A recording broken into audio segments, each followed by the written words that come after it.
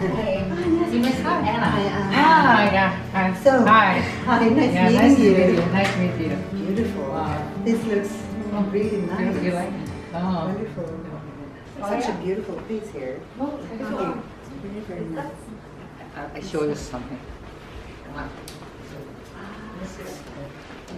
Park. Yeah. Ah, yes.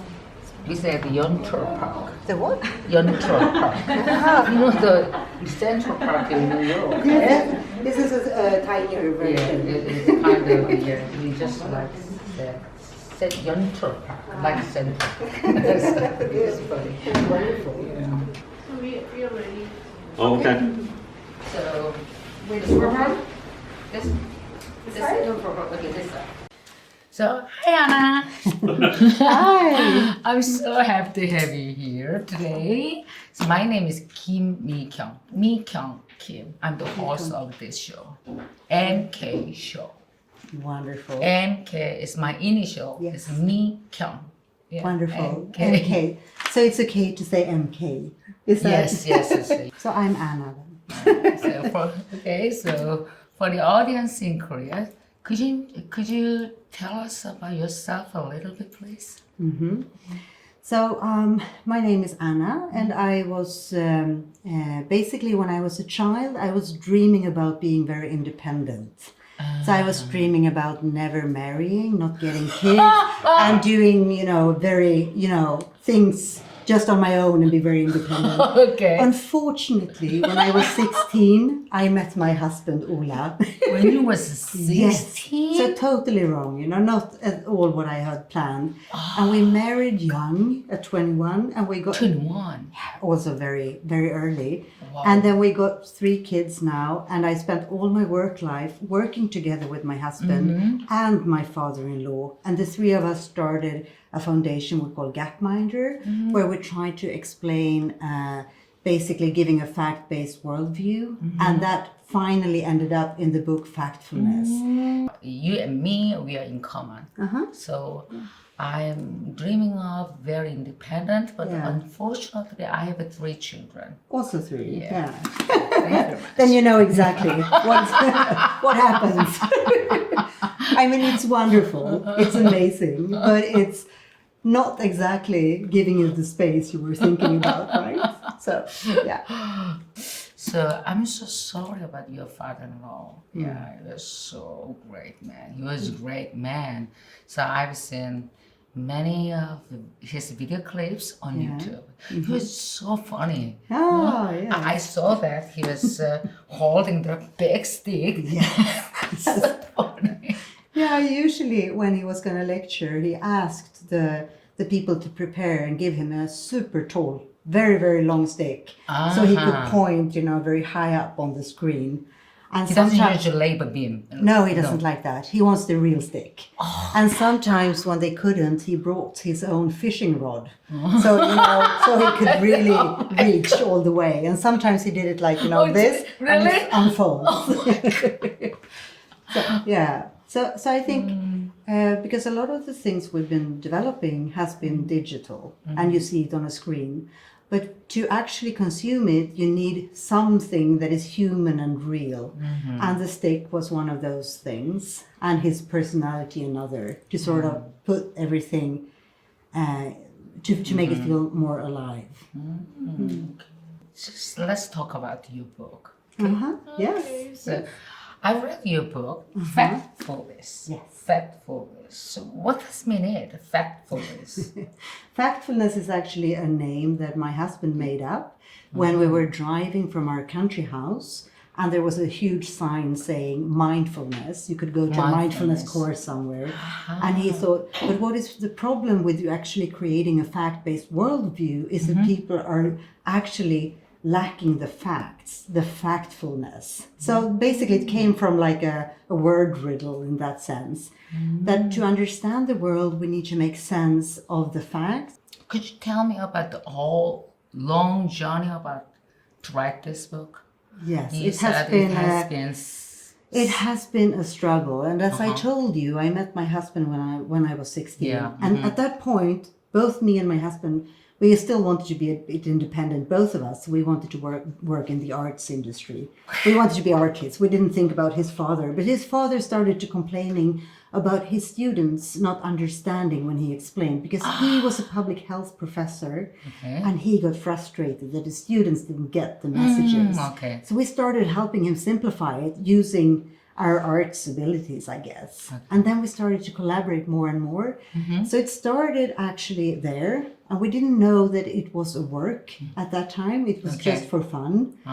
And then gradually we started to putting the data sets together. We developed the software to actually see the data animate over time. And we started figuring out that we need to explain the data more. So we started taking photos in homes to see what everyday life looks like on different income levels. We started doing all these different things to get the whole thing together. But what we realized was that what we still was missing was the overall fact-based worldview. And to get that, we needed to sort of get the pieces together. And we started doing that. And then we realized if we start asking fact questions, then that can help us navigate to see where we're going to focus. So we started asking fact questions, and the problem was that people were bad at everything. So that's where the interest started. Why are people so wrong about so many things about the world? What happens? Yes, what happens in the brains? Because we could see systematic problems.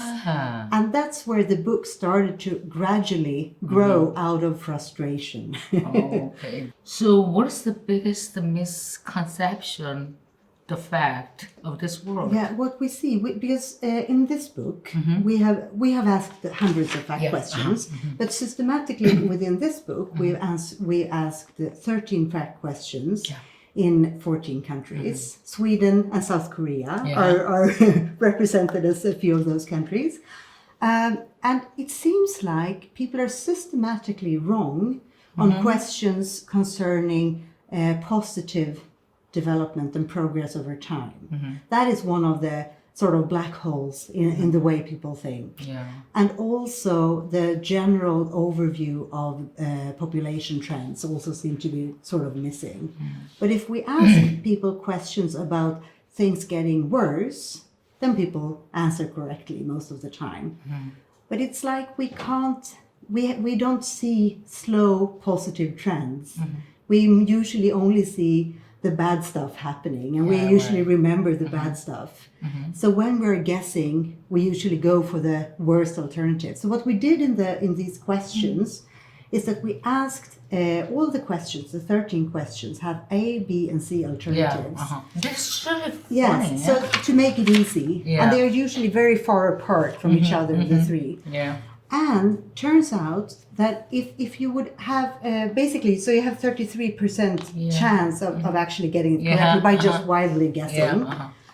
Turns out that humans are systematically answering this worse than a monkey that can't even understand the question. Because if they would pick randomly, they would get 4 out of 12, because we actually have 13 questions, but we exclude one about the climate because everyone gets that one right. It's like a control question. So of the remaining 12, by just guessing without even reading the questions, people would get 4. That is where you should end up.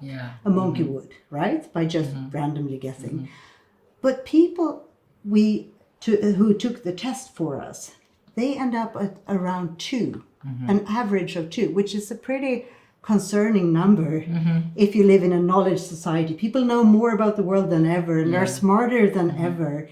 But when it comes to the big global trends, we're completely wrong. And I think we have a knowledge culture where we have a hard time understanding that, because we read the papers, we watch the news, we are interested, engaged, we are highly educated, and still we get it totally wrong in a systematic way. But the good news for South Korea, bad news for Sweden, is that South Korea was actually the country who scored best on these tests. Oh, really? Yes, it's true, it's true.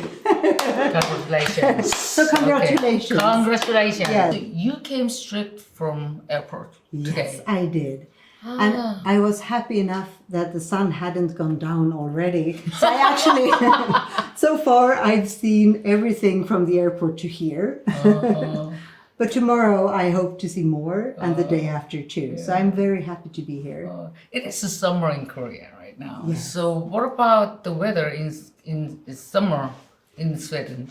I would say it's not as summery as here. It's around 20-25 degrees maybe.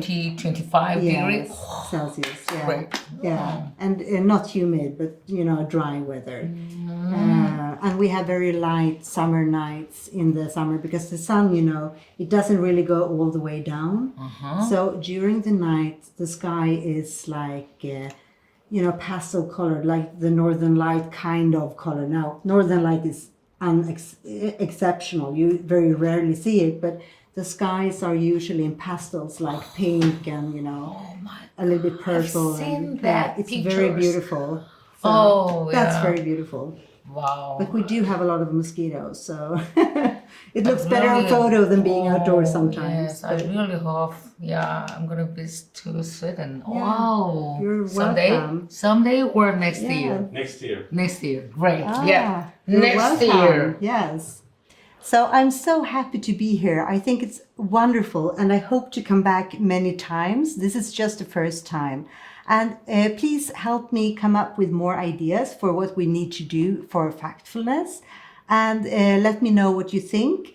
And also, we do have the project where we're collecting images from homes from all over the world, which we call Dollar Street.